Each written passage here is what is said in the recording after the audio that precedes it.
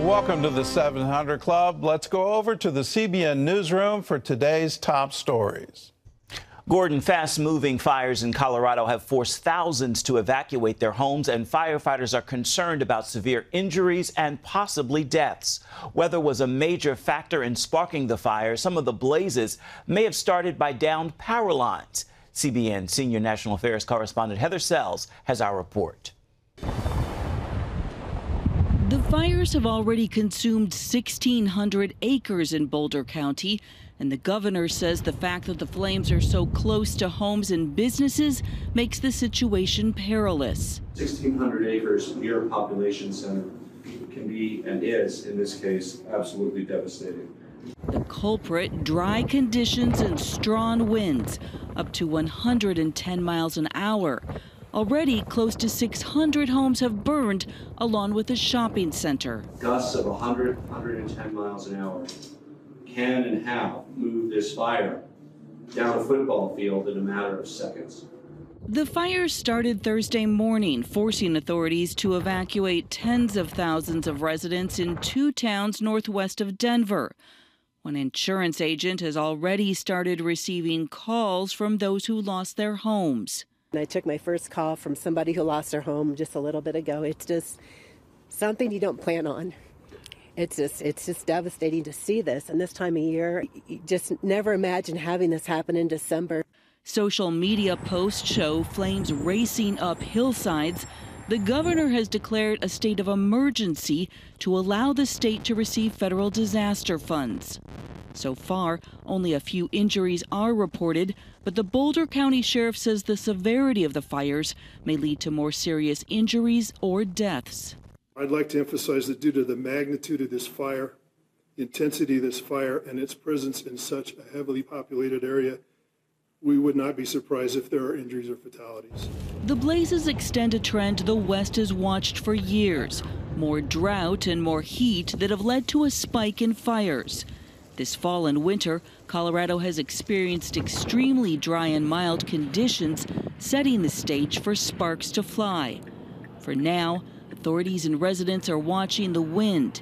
So far, it's kept deputy sheriffs and firefighters at bay. The hope that the winds will ease off and crews can go in and begin to assess damage and search for possible victims. Heather Sells, CBN News. Some possible good news in the worldwide fight against COVID. South Africa's health leaders say the country has passed the peak of infections from the Omicron variant without an increase in deaths. But here at home, the number of cases is still rising, and COVID infections, along with the weather, still leading to major delays in flight cancellations. The situation isn't expected to improve anytime soon. Religious freedom is under attack around the world, and persecution can lead to slavery, torture, and death. CBN News chief political analyst David Brody spoke with former Congressman Tom Garrett, who's trying to raise public support and money for a documentary that will break ground on the tragic and important issue. 70 million refugees worldwide displaced from their homes due to religious persecution. As a former congressman, Thomas Garrett has seen the tragedy up close. He played an instrumental role in getting Sudan to release imprisoned Christian pastors and help in bringing their families to the United States. He leads the way in a new trailer for a documentary called Exile. So these guys have been here 6 years. So you remember your home and you miss your home. So why does he have to come here? Because ISIS.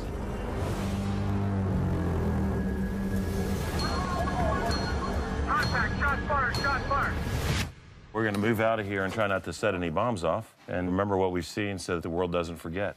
Garrett believes he's found his purpose. God's put us all here, every one of us, for a reason. And I believe in that butterfly effect. I'm not a hippie, right? But I mean, like, you do something good for somebody that causes them to do something good, and it ultimately might change the world.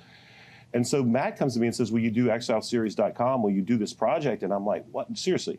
And I like feeling small, right? If you like going to the desert or the ocean or the mountains, to know that there's something so much bigger than us. And right now, the biggest challenge is getting the 6-part documentary series made. Right now, the funding is coming from ordinary Americans through crowdfunding. Producers say big studios won't touch it because of financial interest in many countries where religious persecution is present. Hollywood won't tell this story. No, they're not going to tell. And here's why. They're not gonna tell. We've been to the big studios. Yeah, why? They've said, oh, great product. Can you do it without talking bad about China? And I said, what? Right. They actually said China? Oh, well, there are other bad actors, but Yeah. China was named. And I said, that's like making a documentary about the Beatles and not mentioning John. Garrett and filmmaker Matt Whitworth are determined to succeed without corporate support.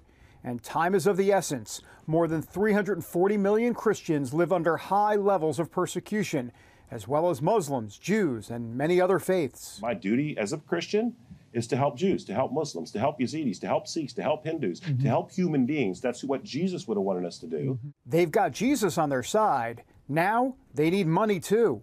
David Brody, CBN News. You can find out more about this planned documentary by going to cbnnews.com. Turning to entertainment news, an award-winning book is now being shared on the big screen. A Journal for Jordan is in theaters. It's a real-life soldier story from Hollywood heavy hitters Denzel Washington and Michael B. Jordan. And Washington calls the project an assignment from God. He spoke with me for our CBN News Studio 5 program to share this love story. This American hero story takes us to Iraq in 2006. Where a roadside bomb killed Army First Sergeant Charles Monroe King at 48, leaving his son Jordan without a father and his fiancée Dana Kennedy without the love of her life. Jordan is pensive. He's an old soul. Up until about 2 weeks ago, he literally had not told anyone in his school about this. This is the gift Jordan's dad left behind. It's the subject of his mom's Pulitzer Prize-winning book, A Journal for Jordan, first published in 2008, and now a movie. What's this? It's a journal, so you can write to your son. What do I write? Tell him who you are, what you believe in, and tell him you love him. With Michael B. Jordan in the leading role and Denzel Washington in the director's chair. Dear Jordan, the moment I met your mother, I knew she was the one. He is not exactly my type. When you try your best, but you don't succeed. And after some convincing, she fell for me too. I think you are beautiful. Denzel, when Dana was asked about trusting you with this story, she said there were at least 3 reasons, and in this order. You were a Christian, you were a good family man, and you were the best at what you do. How does that make you feel? God's in charge. I've been blessed. When you start there, then the sky's the limit. Were there daily devotions as part of this project? There were a couple of, not just devotionals, there's some pleas. What do we do now? But also, you know, there were great signs, subtle signs along the way. Like I remember, I would never oversleep. I'd always wake up, right? I just wake up, even no matter how much or how little sleep I got. You know, when you know where it comes from, there's a saying in boxing, what is a ton of confidence can be drowned by an ounce of doubt. But when God's in charge, yes, you forget because you think you're in charge. So you're like, yeah, no, I'm gonna accomplish this by hard work. And then you look up, like, where am I? Yeah, you're by yourself. So, okay, let me get back on the bike. Okay, all right, let me start over. Real love takes sacrifice.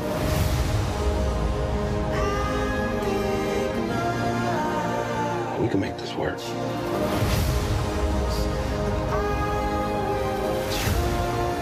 Then you came into our lives, and you were a blessing.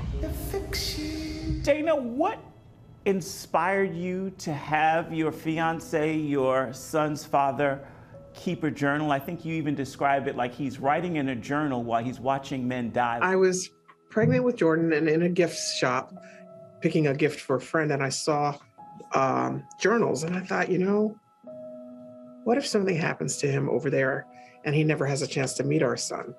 Let me see if I can get him to put a few expressions of love to him on paper. And I had no idea that he would become obsessed with filling it up with all of these amazing life lessons. He wrote 200 pages.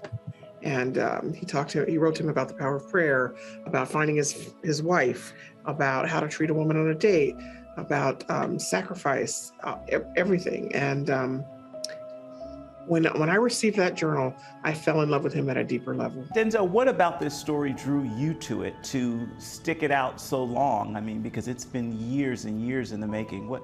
It's just beautiful. It's you know, one of my favorite lines in the movie is she says, "That's what heroes do, baby." Mm-hmm.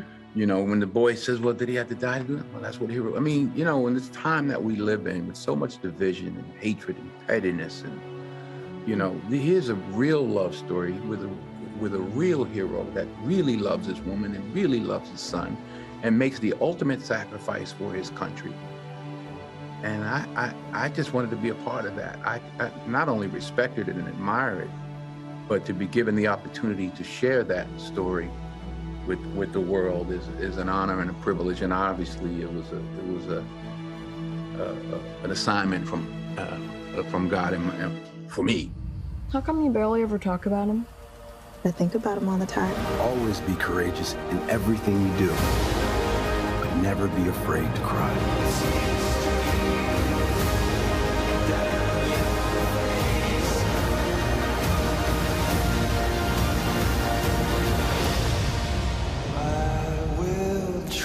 I pray I don't run out of time.